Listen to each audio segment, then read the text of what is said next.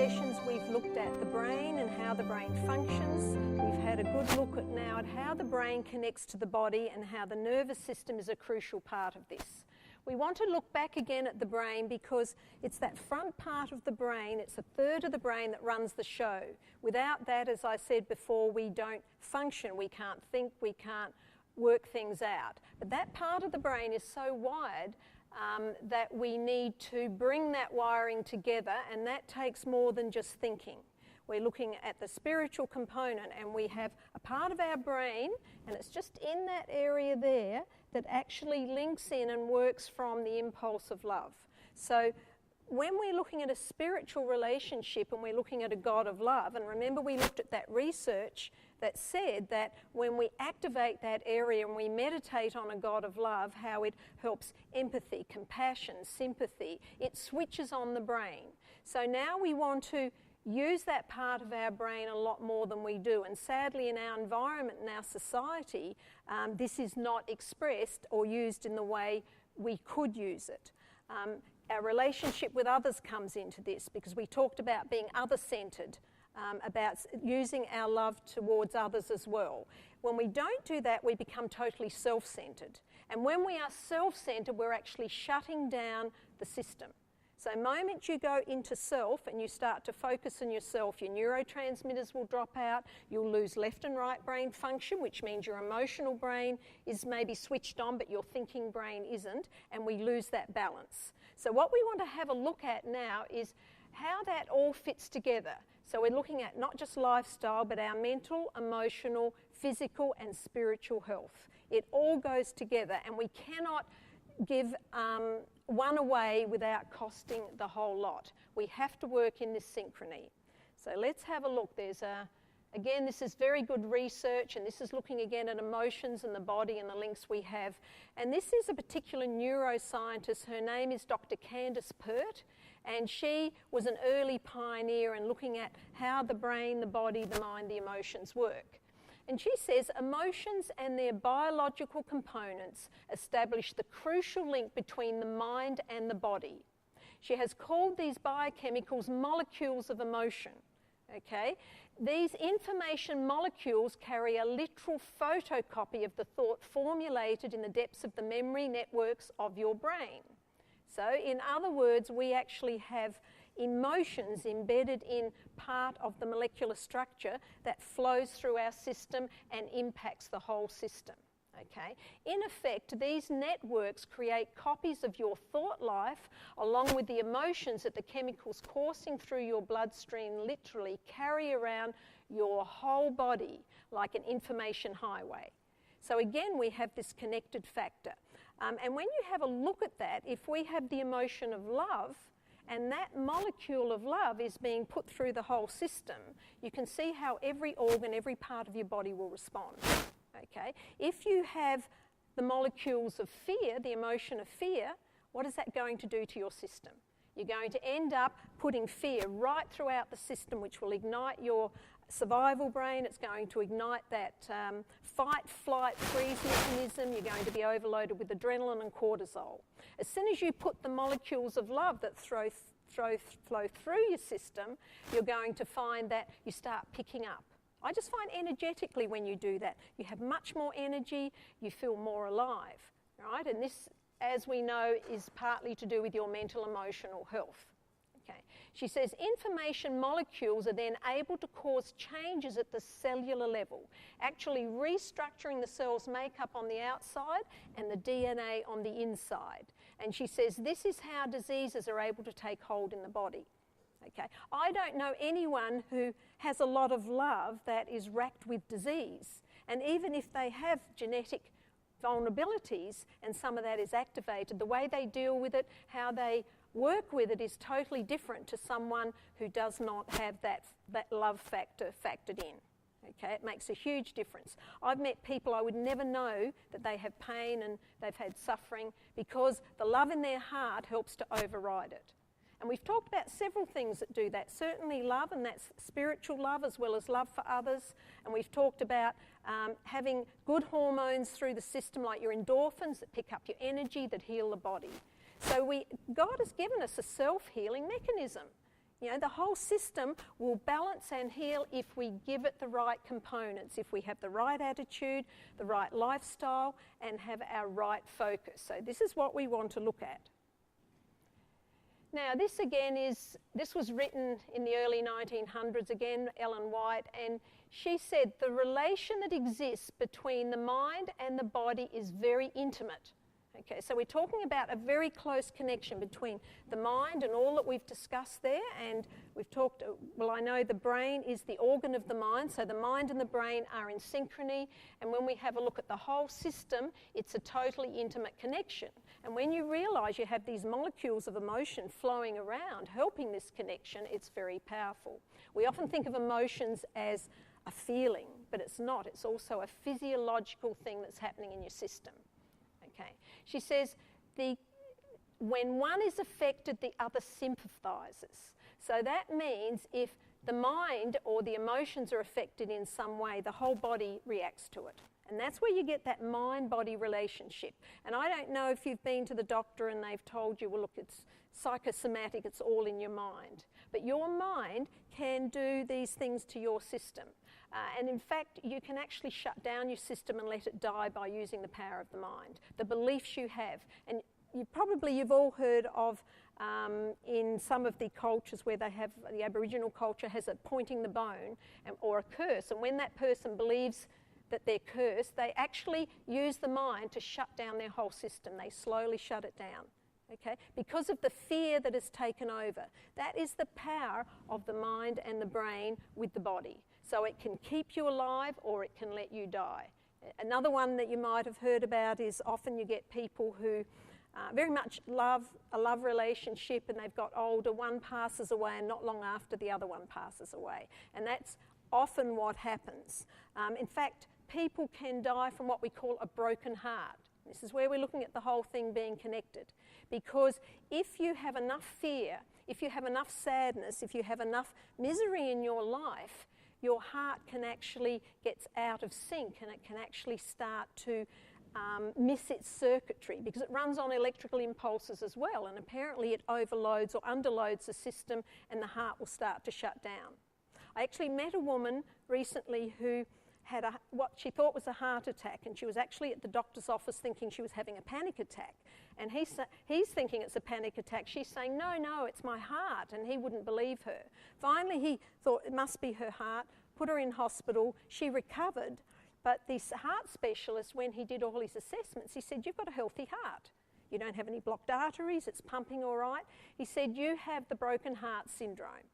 So this is the power of the brain and the mind to affect the body. If it's sad enough, miserable enough, the heart is compromised. So if we want a healthy heart, we have to have a healthy attitude, a healthy outlook. We need to work on the power of love, and that means we need to share that love with others. We cannot be insular or self-centered in that.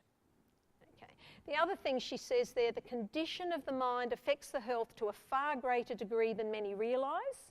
She says courage, hope, faith, sympathy and love promote health and prolong life. A contented mind, a cheerful spirit is health to the body and strength to the soul.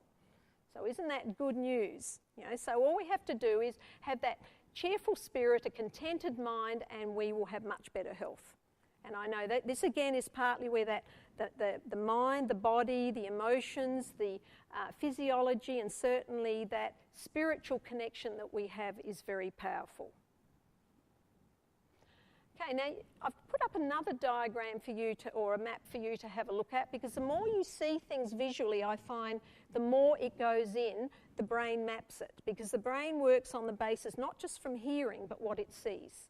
And I find when you present things in visuals and pictures, it takes it in, it processes it a lot more. So if we're having a look at that one, I've actually done a top-down, and starting with a love relationship, so we have a God of love and we have love for God and then we have love for others, the brain is going to function well. But when that is disrupted, when we take focus off of that and the brain is not relaxed, it gets very, very stressed, then we have deterioration. your neurotransmitters start to drop out, you have an overload of toxins, and we talked about an overload of adrenaline, of cortisol, the brain gets very inflamed. And I don't know how often you've had headaches or your head hurts, but that's what can happen. You can go, my brain hurts. So what we want to do is to work on a relaxed mind or a relaxed brain. Now the mind itself is programmed. The brain is programmed with those neuronal pathways, and we said it can set up a whole freeway of information. Okay? So when you put in new information, you create the freeway. The more connected you are to the information, the quicker that freeway goes in. If it's traumatic, it will go in very rapidly. We only need one traumatic moment for that brain to put in a whole new neuronal pathway. Okay? And when it does that, it actually impacts and can shift your core beliefs. So if someone feels they're safe, say they go to a bank and then the bank is robbed, they no longer feel safe in the bank, it's compromised their whole belief system. Within a very short time, they have rewired the brain and put in a whole new belief system which tells them something that is actually based on fear. Okay? That means their thoughts and how they perceive things changes, because what you believe is how you think, and how you think is how you're going to behave, and that's what that relationship is about. So your core beliefs or your foundation beliefs actually develop in those first 2 years of life. If you remember, we talked about early childhood attachment and how important it is to have safety and security within that. And when you have that early secure attachment, that means your core belief system is stable. But once you have that event, that destabilises it. Could be the accident, could be, as I said, a bank hold-up, or something that is fearful. A relationship where you've been rejected or abandoned is very traumatic for a lot of people. It compromises the system. You start to change your beliefs. Then what you believe is what you think. Okay, so if I believe that the bank is no longer a safe place, whenever I have to leave home and drive by there, be near there, or go and get money, I am going to start to believe I'm not safe anymore. And that means my thinking will then be sabotaging. It will be creating feelings of fear instead of safety. Okay, so then once we have the fear locked in, the whole body responds, and that is when your physiology, and you've now got your adrenaline pumping, your cortisol levels are up, and you are in that fight-flight mode. But when it comes, you've got to get money, and you can't fight or flight, you go into freeze. But one of the things they have found, that if you're in that space and you shift your focus, because you're very self-focused, shift your focus out and you start focusing on something more external, it helps to shift whatever's going on internally. And this again is where they found in research that people who have a more spiritual focus and work on the heart and love and share it with others, they do live longer. Okay, they carry stress differently. It buffers the stress zone. So even if they've had stress, they find that the stress does not impact them in the way that it would if they didn't have that.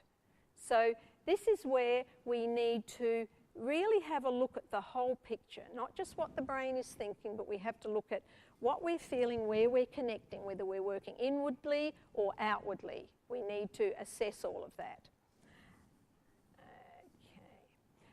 Again, this is from, Ellen White has written a couple of very good things that I think help us here. She talks about every organ of the body was made to be servant to the mind. The mind is the capital of the body. So what we do in the mind translates to every cell of the body. It's carried through the system, it impacts every part of us.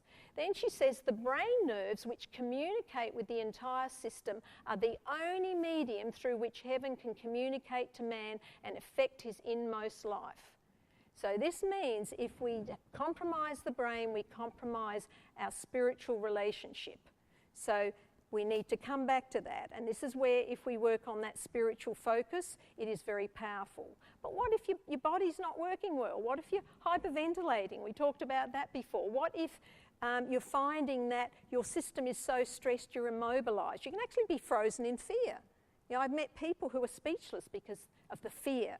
Okay, so what we want to do is to mobilise that. One way, we've got several modes to do that. One is working on the body, and before we talked about doing that heart breathing, of breathing into the heart, of getting the nervous system back into balance and getting the brain back into balance, getting your left and right brain balanced. Then you're back in the present. Okay? I find that's one way of doing it. Then your spiritual focus, your focus to others, your focus outside of yourself can work. If you don't do that, you can work on a more spiritual focus. And this is where people who pray, who have faith, who action it, and feel supported by others, find they calm down a lot quicker. So we've got different ways of doing it. So this is where we want to go and have a look at how can we now integrate the whole system, have a lifestyle that is healthy, and to allow our brain to do the job it's meant to do. So I've put together a list of things. So to have a healthy mind and happy body, it helps to know what switches your brain on and what switches it off. And if we don't understand that, then it's going to be hard for us to do this. So you have to start looking at your brain as a whole system that when you work with it, you integrate it, you actually switch it on. So positive and negative beliefs are part of this. So what do you believe? You know, do you believe that you're a good person, a terrible person? Do you believe that life is good to you? Do you believe that you can achieve what you want to achieve? Okay? What do you believe about others? These are important. And they find when you have positive beliefs, about what you do, yourself and others, what happens? The neurotransmitters start to pick up again. They find that people's brains work a lot better when they have a positive outlook versus a negative belief system. Okay? Some people are what I call problem generators. So are you a problem generator? And I find when I give them a solution, they always come up with a but. Okay? Their lives are miserable. Okay? A positive person will look at solutions. They will look at ways of dealing with things. And when they do, their whole system is functioning well. What's it like when you're having a really good day and things are flowing well? Don't you make good decisions? Don't you feel good? Don't you have energy? You'll find your focus is not on yourself, it's on what's happening around you, and you'll find that your heart energy is flowing a lot more. So this is where we want to work on having a more positive outlook to get things going. So maybe one of the things you can do is assess, how do my beliefs work? Are they negatively focused or are they positively focused? Now you can change your mind as long as you know what you want to change. Even though beliefs were established in those first few years of life, your foundation beliefs, it doesn't matter, because when you know it's not what you want, you just change it. You have to focus on it. And how do you do that? One, focus your attention in the present. Have a look at what it is you want to change. Right? Then put effort into changing it. It's called a feed principle. To put effort into changing it means that you have to action things, do things, and you have to keep thinking about it and working on it. Then when you do that, it's going to become effortless. So I don't know if you've ever changed a habit, but when you change a habit and you put effort in, it becomes effortless. A good example would be driving. How many people have a bad driving habit? I find here on the coast, people never put blinkers on. You never know where they're going, right? It's autopilot. So if you want to get yourself to change that habit, then what you have to do is to start remembering, thinking about it, rehearsing it, practice it. And you will find once you do that, it will become automatic pilot. Interestingly, the old habit that you have goes to the back of the brain. It goes to the outer core of the brain. It's actually lodged there, but it is never permanently eradicated unless you damage that area of the brain. So this means the habit you had, you're not using it, but it's sitting there dormant. Right? And if you're not careful, you can resurrect the habit. Okay? And that means you pick it up again. A good example of that, I found people who have stopped smoking. They might have stopped smoking for 20 years. They go to a social event and they go to a party or something, and what they find happens is they're standing there and they haven't smoked for 20 years and they've got a cigarette in their hand. And then they think they have failed. And I go, no, you haven't done anything. You've resurrected the old habit. All you have to do is focus back on putting the effort in, and you'll very quickly put that habit back in that part of the brain where you don't want it anymore. Okay? So you can change anything you want to, and this is part of the change process. Okay?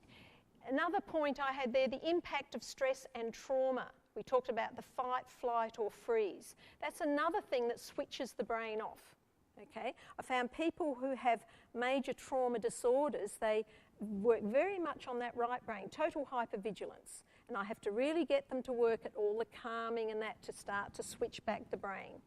Right? So if you find you're an anxious person, you work on the calming, you'll find the brain will switch back on. So dealing with stress and trauma in the present, and don't bury it, don't push it away, is important.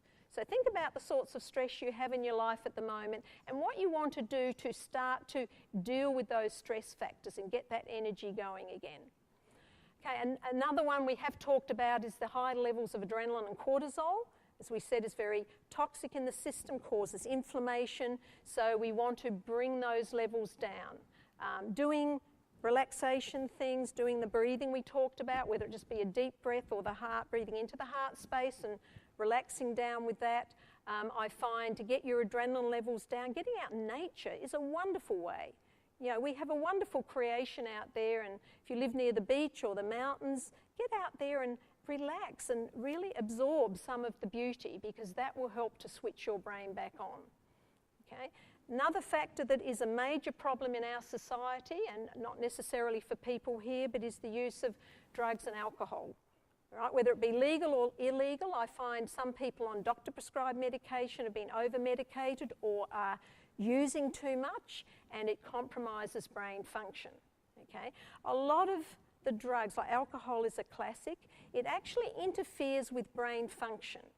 When people drink alcohol, it de-inhibits the brain, it shuts off the conscience, and it deactivates the will. So it shuts down that spiritual centre in the brain, and what it does, it means that person no longer can make a moral value judgment, which is your conscience, because the conscience isn't working.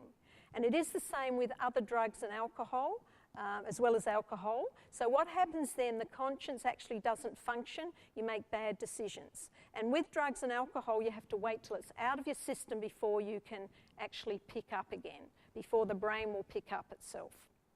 Okay, so another one that is a huge problem in our society, and there might be a few people here who have that problem, and that is sleep deprivation, insomnia. Okay, even with 1 or 2 nights sleep, they find that your reflex action is impaired, your ability to retain information and recall information is impaired, and it's very difficult to function when you have sleep deprivation. It's a forerunner for relapse with depression and anxiety disorders if you're not getting enough sleep, and you don't have to go 3 or 4 weeks. A couple of nights is enough to impair our ability to function. Another one is when we, at night, when we go to bed too late, right? We have a night cycle, and some people push that beyond the midnight factor, and what happens, your whole biochemistry changes, and you do not get the deep sleep you need after midnight that you get before midnight. So watching your sleep cycle is very powerful in that process. Okay, I find people with insomnia now often take medication that interferes with your sleep cycle as well. There are some very good natural things you can take. There are some very good herbs, things that calm you down and can help you to get to sleep. I find another factor in the sleep cycle are blood sugar levels, okay, because our blood sugar levels ebb and flow. Right, when we go to bed at night, we've usually had a meal, maybe 6, 7, even 8 o'clock. If it's a rich meal, a loaded meal, and we can't digest it, we won't sleep. If we eat too early or we have a blood sugar problem and your blood sugars drop after midnight, you actually will start to come wide awake, okay? Because what happens, usually a healthy person, they'll go to bed, they'll go into a deep sleep, they come out maybe after midnight, but if their blood sugars are stable, they go back into a deep sleep. When the blood sugars are not stable, as your blood sugar levels drop, you come out of a sleep cycle. Okay, so normally we go through slowly dropping until 2, 3, 4, 5, maybe 6, 7 in the morning, we're at low blood sugar, wake up. Okay, if it drops after midnight, you wake up. And one of the things I've found, if you have that problem, is having a low GI snack, having something that is going to stabilise the blood sugars. They find like fruit and nuts, you know, your trail mix, having a dry biscuit with, if you can have peanuts, a bit of peanut butter, having a little tub of yogurt, you know, even an apple and something with that, some nuts and almonds, stabilise the blood sugars. And I find a lot of people have found that they then sleep well. In actual fact, it's been a blood sugar problem. So what do? Go to their doctor, get tablets, but they don't realise all they have to do is sort out that balance. Because when your blood sugars drop, your brain loses energy. So if you're even during the day, for the brain to be functioning, has to have the right glucose level. And this is actually a major problem in our society. Why? Because people, what do? Load with sugars. The average person has something like 37 teaspoons of sugar a day. And I don't have that sugar, so someone's getting all my average, aren't they? So that means we're getting this load of sugar. And what it's doing, it is boosting your blood sugars and then plummeting them. Every time your blood sugars boost and it plummets down, what's happening, your brain function is compromised. Low blood sugars, can't think straight, insomnia, anxiety. People find that they get confused. Of course, if it's too low, you can collapse and die. Okay, so this is where we have to look at not just the brain, but we have to look at what is fueling the brain, what nutrients we have, what stress we have, what we've programmed in the brain. All of these things are important in our well-being. Okay. Another problem that people have had, and I usually get them to have checked, is the thyroid. We have a lot of people with the thyroid problem, and that regulates your hormones. If your thyroid is hyperactive, what it does, it actually speeds you up. If it's underactive, it slows you down. And it can actually mimic like people with a bipolar disorder. If it's too high or it's too low. So this means getting that checked. So I make sure people get things checked. So if you haven't ever had a thyroid checkup and you find your mood swings and you're finding it hard, your energy's too low, too high, it's a good thing maybe to have that checked out and see if that is the problem. Another one, hormonal changes. I don't know how many people remember going through puberty. Bit of a horror story, a roller coaster, the puberty blues as they call it. Another cycle is menopause, when the hormones shift and surge. We find we're more irrational, we lose energy, we can't think straight. And males, you don't get away with not going through something. There is actually a male menopause, and that starts usually about mid-40s, and that is where your testosterone levels start to drop. So it's not just females that have a menopause cycle. And that is usually when males will go out and either they'll revamp their image or go and buy that new car or do other things that aren't acceptable because they're trying to prove their manhood. Their testosterone is dropping. Women just tend to loop the loop. And a lot of women that didn't know they were going through menopause feel like they are going mad. They're getting depressed, anxious, can't think straight. The whole system's compromised. Yeah. Now, in amongst this, there are a lot of people who have a very strong spiritual focus that will still go through these things. But what they find is they seem to survive it a lot better. They seem to cope a lot better because they have another strength outside of themselves that is really helpful. Right, let's have another one is your brain chemistry. And if we have a brain chemistry imbalance, and we talked a bit about that, serotonin, dopamine, for example, and that is what is in the brain that helps brain function. It sends messages across your synapses, those nerve synapses we looked at, with all those arms and legs that connect. And there is actually gaps between those synapses, and that chemical has to bridge the gap. It has to go from one cell to the other across. And sometimes our brain does not have enough either of the dopamine or serotonin, or it's not getting across that little jump between the cells. And that is where people will go and sometimes get a medication. I'm certainly not anti-medication, I'm anti-over-medicating. And if someone is so unwell and their brain is so not working because of it, medication can be a lifesaver. But there's lots of good things you can do to help the brain chemistry. One that's a good all-rounder is magnesium, right? That helps pick up the brain, it helps pick up brain chemistry. About 80% of our population are magnesium deprived. They do not have enough magnesium.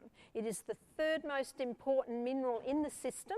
It ranks high up and every cell has to have it. Okay? So when you lose magnesium and you don't have enough, the cells are totally on edge. We get a high nervous reaction. The cells, particularly your nervous system cells, can be worn down and they're not repairing. Magnesium relaxes the muscles. It helps us to have a more relaxed body. So if we have stress in the body, often it's not enough magnesium. You know, if you're getting cramping, you don't have enough magnesium. There's lots of good magnesium foods, almonds, raisins, certain herbs, your nuts. A lot of your nuts have them in, as well as certain legumes and things. So there's lots of things you can have that will help the magnesium. Leafy greens, lots of magnesium. But I often get people to take a supplement because wear and tear and stress in our society predisposes us to losing too much magnesium in our system. So that's one of the things I do that one helps relax, helps you to pick up your brain function. It's also an anti-inflammatory. So that means if you've got inflammation, putting it into your system is very helpful. One of the best ways to do that is using a liquid form, and it's actually harvested from the sea and you can rub it on your system, you can take it internally. And that speeds up because it goes into the cells. So that you can go and do your own research on that. There's lots of good information around, and it is a well-researched area now that shows that we need to have that magnesium in our system. So it helps, it's a good all-rounder. It doesn't just pick up serotonin levels and your dopamine levels, it helps the whole system to relax and function. Now, isn't it amazing? Just one element that we're deprived in can make a huge difference. It always amazes me how one thing you put in the system, and I've had such good results with people with all, particularly anxiety disorders, that pick up because of that. Another one, and this is where magnesium helps that I've talked about, is brain toxicity and inflammation. Okay, so when the brain is inflamed, when we have too many toxins in the system, then that's a problem. We can do a detox. Eating a lot more water will be help, and I don't think I've put that on there because, your brain dehydration I've got up there, because when we lose fluids and the brain dehydrates, it shrinks and it increases toxicity and inflammation. So we need to keep cleaning our system out. So having a look at that, and certainly the magnesium helps that, having a good healthy diet. And we look at, a vegan diet is a very healthy diet if we have the right balance. Okay, but even if we have some animal products amongst that, we need to look at how healthy are they to have a good diet. Certainly organic is better. It absorbs more, it's got more nutrients, which is what the body needs. Also, a lot of good healthy food helps to de-inflame the system. It helps to reduce inflammation. Okay. Another one, the poor nutrition, which comes back to our food products and what we're eating. Now, the ultimate diet, of course, would be grow your own food, grow it organically, walk out the back door, pick what you have and eat it. Now, how many people do that? I'm sure I'd only get a few hands here. I've got one hand going up there, which is good to see. So some people do that. I don't have time to do that. I'm busy doing what I'm doing. So I've sourced other ways. Yes, I can get organic foods, but I have to go to a bit more length. There's some very good supplements you can add in on the organic range that you can research and look into. But nutrition is important. It has to be absorbable. Now, if you're stressed, where are the nutrients going? They're not.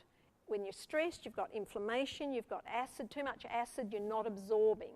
So when you have your meals, relax, take a few deep breaths, sit down, focus. So the principle they call mindfulness, put your mind in the present moment. And that's where I find people who are more spiritually focused are more mindful. They're in the present. They're more aware of what they're doing. So use your meal as a spiritual experience even. We say grace and we thank God for our food, so use it in the way that will help us to digest and to put it in. Instead, we often rush through things. I was listening to some research and statistics the other day about how nowadays there's only about 20% of people sit down and eat a meal together, right? So that means there's no communication time, they're rushing through food, they're not eating properly. And so it comes back to my point about you go to the supermarket and have a look at what's in the trolleys, and you can see how we are nutrient deprived. Another one are food additives, so I get people read your labels, have a look at what you're eating, because we are what we eat literally. The brain has to be fed. It needs nutrition that is absorbed. It does not need additives. In fact, a lot of additives are very detrimental, and there are a lot of people who can't tolerate MSG, right, because it's an additive that actually can speed up the brain and it can affect brain function quite dramatically. And I don't know if you've ever gone out and had a meal and eaten something and you find you're all over the place. It's affecting the brain function. So we have to be very careful what we have there. Another one is, I did mention brain dehydration, when we don't have enough fluid, and water obviously is the optimum, preferably getting it filtered water so the system doesn't have to deal with stuff that is in a lot of the water supply we have today. But hydrating the brain is very powerful. When your brain is dehydrated, the mind cannot think. The brain cannot focus. It actually shrinks the brain. If we do it constantly, the brain will shrink. And the last thing we need is less brain. If anything, we want more brain, not less brain. So having a look at what you drink and how often you drink is very important. Another one I find, would you believe, weather patterns interfere, can switch the brain on and off. Okay? This, what we live in here with the subtropical climate, is an optimum for the brain function, for the body, for the whole system. So having enough moisture in the air, having a good balance of sunshine, fresh air, lack of sunlight, is a huge factor. If you don't have enough sunlight, which comes in with our weather patterns. Okay? I know people who cannot live in certain climates, they get headaches, they can't function. Hot, dry winds, severe cold climates compromises our functioning. So weather patterns are important. Sunlight, of course, you all know about vitamin D, and again, studies show that people who live in a sunny climate are vitamin D deficient, which is insanity, isn't it? But that's because they don't go and have a sun bath. They're rushing around, they're stressing. You need at least 10-15 minutes to go and sit in the sun, relax down, feel the sun on your skin. And when you do that, they say good, more than 50% of the body, if you can get the sun on it, you'll find that you start to relax. And what happens, the sun on the skin, it stimulates a chemical under the skin that brings about relaxation. So isn't that amazing? And if you haven't done that, look, do it. It's the most wonderful experience. 10 minutes of that, you get up and you feel very refreshed and renewed, all because you've had a sun bath. Take your bottle of water and sit in the sun and have a drink. It all works. Okay. Another one that disrupts us, and we have had a few good full moons of late. I find this year and last year particularly, we have very bright full moons because light wakes the brain up. Okay, and people find it also, the moon also regulates water bodies, and we are a high percentage of fluid. We've got a good 80-90% fluid in our system. So this means it's shifting the bodies of water. And they find research I looked into about this, about the lunar cycle. This is where the term lunatic comes from.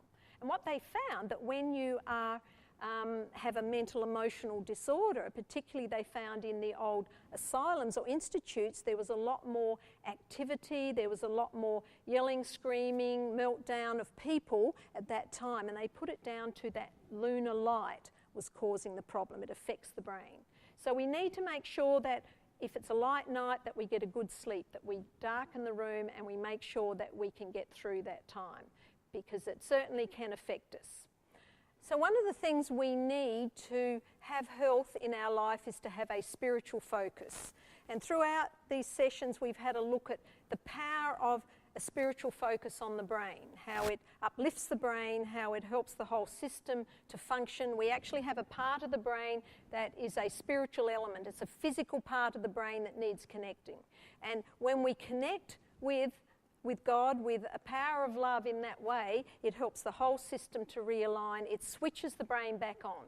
And this is where they found that people have faith or an active prayer life, they find that their brain has a lot more balance, that they function well, they buffer stress more, their whole life is much better than when we don't have it. So that in itself is a testimony to the fact that the brain does need that spiritual growth and development. Now, let's pull it all together. There's a very good acronym. It's called New Start. And I often use this with people because it gives you the nutshell of what you need to do to have a healthy mind and to have a healthy brain, a healthy body, and to have your whole system working well. Your whole nervous system as well. And so you can remember it as New Start. And the N is for nutrition. So we're doing the new part of it. N is for nutrition. And as we said, if we don't have enough nutrients, we're starving the brain, we're starving the body. And I find having the right amount of nutrients is very, very important. So we need to make sure we have a lot of healthy food. And as we know, in this society, there's too much junk food around and too many choices that aren't good for us. So I encourage you to go away and have a look at your nutrition. And I find to actually get the right nutrients and to do this, if you're struggling with it, you can't just go away and go, all right, well, I'll just change my whole life. What you need to do is maybe assess what you're having and what you're not having and start adding things in. I find that's a good way. The brain cannot cope with too many changes all at once. So what you need to do is to pick up on what do I need to have. I'm not having enough fresh foods. I'm going to start making myself more salads. Or I don't eat fruit. I'm going to start eating a piece of fruit a day. So what I get people to do, and you can do, is slowly integrate in. I know some of you probably have very good diets and are working well on that level, others aren't. So I'm encouraging those who need better nutrition to actually look at working on that one. Okay? If you find you're struggling with it, there are some good people around that will give you advice. Doctors, dietitians, natural therapists, there are people who can help you with it. Okay. The second one is exercise. And that's something that a lot of people struggle with. They don't get enough exercise. They're too busy, or don't have enough energy. And yet, interestingly, when you exercise, it actually energizes. But when you're feeling lethargic, you don't exercise, you don't energize. Okay, so there are lots of benefits of exercise. One of the things it does do is break down adrenaline in your system. So what you can do, if you've got too much adrenaline, get out and have a brisk 10, 15-minute walk. Right? You will find that that adrenaline level will dissipate. Yeah. People, when you're at work, coming home from work, if you stop and have a breather and do some breathing and exercise, do 10, 15 minutes before you walk in that door, you'll find your whole night, you'll just shift from your work life back to your home life and you'll feel energized again. You'll feel better. So exercise is very, very important. It gets the blood flow going. It gets the lymph nodes going, like your lymph system, to clean the system out. So exercise is important. They say about 30 minutes 3 times a week, but I recommend daily. And just doing things, again, if you don't have time. I do things like supermarket, park your car a long way away and walk back and forth. Gives you a bit of exercise. You know, instead of catching lifts and elevators, walk up the stairs. You know, do more walking, do things that you, again, build into your life. Because I find if you're a busy person, you're not just going to stop and spend your whole life looking at food and exercise and all the other things we're talking about. So build it into what you are doing. Okay, that is the E. The N, nutrition, E, exercise, W is the water. Okay, again, we need water, not just to drink, but to bathe in it. One of the best things to calm emotions or to help dissipate negative emotions is water. Having a swim, even just walking in the beach, ankle deep in water, it's a great exercise, right? And I think a lot of this too, exercise and using water as an exercise component, helps to the bones, helps osteoporosis, helps strengthen your bones. So it's good for the mind, it's good for the brain, it's good for the whole system. Very, very powerful. So do not underestimate water. We do not want to shrink our brain, to dehydrate it. And they say about 8 glasses of water a day, about 2 litres. And again, if you don't do this, and I find a lot of people don't drink enough water, what you can do is get a 2-litre bottle or a container, make sure it's full with your water, and then drink it. If you want to add things, sometimes putting a stick of celery in, some lemon, slice of lemon, doing things to freshen it and give it some taste. And by the end of the day, you'll have to have had all that container. And it's not a lot really. When you drink regularly, it works really well. So water and fluids are vital. They flush the system. One of the things I learned in my research, that if we don't have enough water in the system, what happens, the body has to recycle water, and it recycles through the bowel. So what you end up with is a bit of a sewer system if you don't drink enough water. So maybe think about that one. You know, do you want a sewer system? And why do you think the brain gets toxic? And why do you think you feel terrible? And you know, and I find when the system is like that, you just don't feel well. You know, it just takes the edge off everything. So get that water in. Okay, so let's have a look at the start. The first one, the S, is for sunshine, and we already mentioned that getting your vitamin D. A lot of people, I do recommend if they're vitamin D deficient, you can go and get a blood test to find out, take a supplement. Vitamin D does not hurt you. You can actually take more is okay than taking less. But that's something I encourage people to do. Just because you're out in the sun does not mean you're absorbing and getting the vitamin D. And then if you're putting sun cream on, that stops a lot of that process. So this is where we've got to have a balance. Of course, early morning, later in the afternoon when the sun's not as intense, are the best times to have a good little sun bath. Okay. Now the T in the start is for temperance. And that's a word now that not a lot of people seem to know or understand. So when we're talking about temperance, we're talking about two things. One, we're talking about abstinence in things that are harmful. Okay, so things like alcohol, cigarettes, you have a look at the things that are harmful to your system. That means you need to abstain. We should not have them. Additives in foods we need to abstain from. But other things, even healthy things, we need moderation. That's what temperance is, it's moderation. For example, if I love carrots and I eat too many carrots, you actually start getting a tinge to your skin because you've overdosed on carrots. So we can overdose on anything. And when we just focus on one thing and do it, particularly like with foods, then it's not a healthy balance. So that means we need to abstain, whether it be activities that aren't good for us, doing too much time on computers, TV. We really need to be more temperate and balance it out. We need a balance in life. So temperance is important. The A in start is for fresh air, and the more the better. I don't know where everyone lives, but where I live, we're fortunate. We're near the ocean. We don't have lots of industry. But if you're living in a city, it's a harder thing to do, isn't it? But you can still get out into the country or do things to try and get that fresh air in. So breathing is important.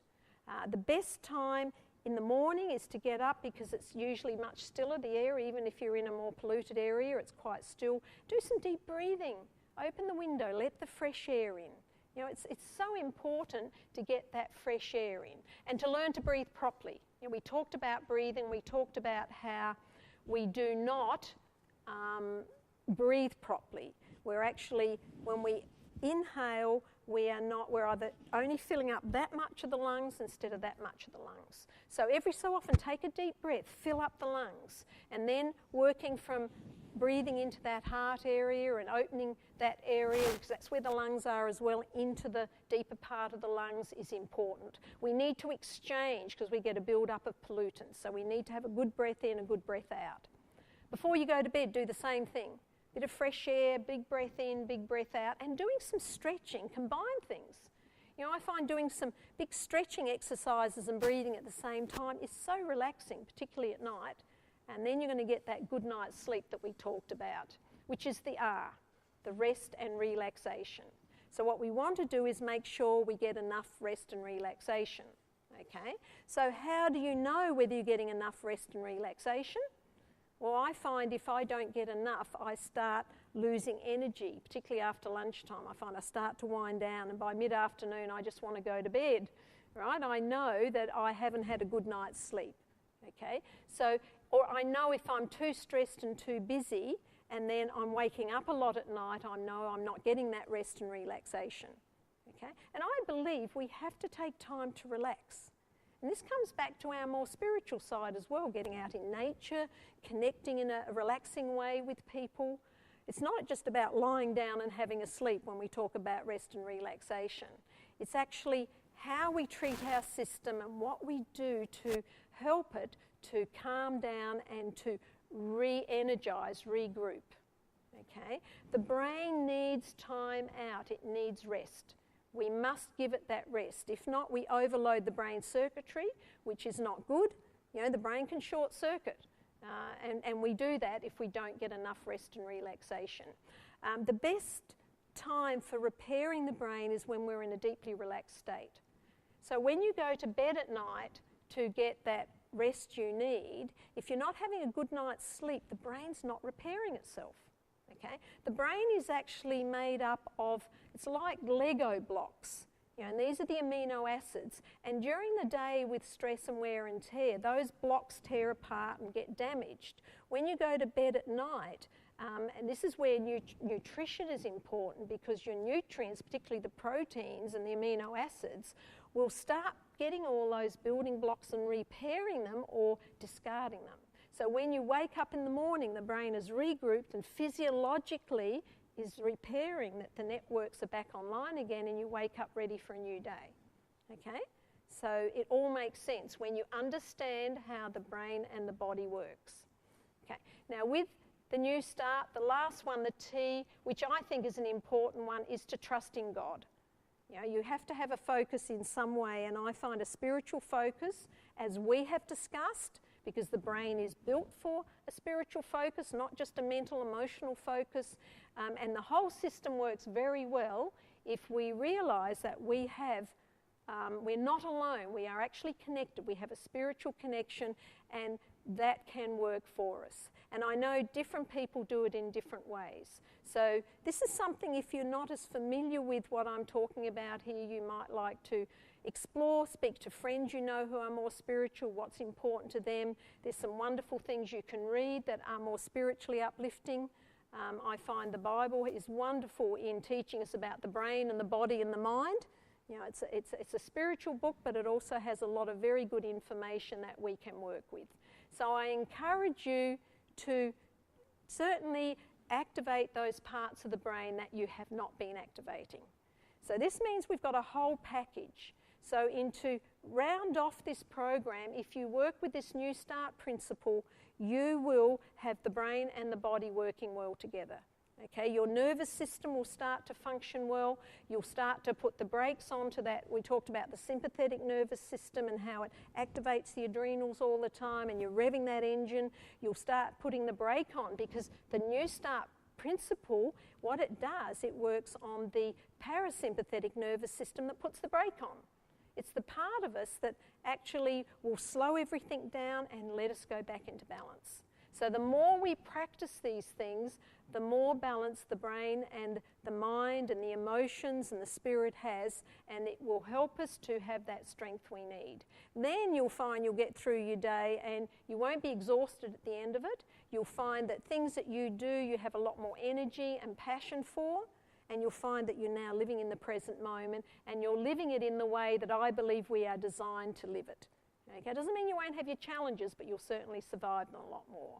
So I'd just like to say, have a happy, healthy life, and have, as we've got here, a healthy mind and a happy body by putting these principles into place. And there are a lot of people out there that will help you do that if you want some help to do it. So have fun.